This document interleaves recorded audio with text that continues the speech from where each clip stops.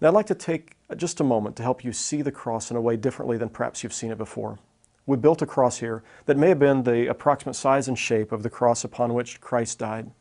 And several things I'd remind you of. First of all, the members or the pieces of the cross. The stipes is the vertical element which was left on the site of crucifixion.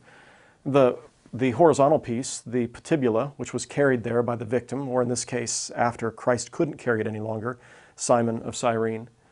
The sedicula is a small ledge that in the past we had thought perhaps the feet were nailed to, but not so. The sedicula was actually a seat upon which the victim was tempted to rest, and so they could pull down upon the wounds in their hands to rest on this seat for a moment.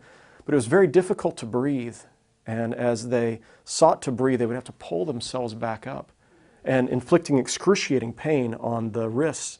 And remember, of course, the idea of Roman crucifixion was to inflict the maximum amount of pain for the longest possible period of time.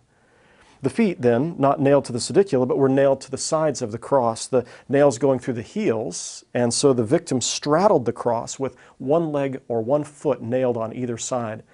And the victim hung there naked. The idea was to inflict not only physical and emotional pain, but also shame.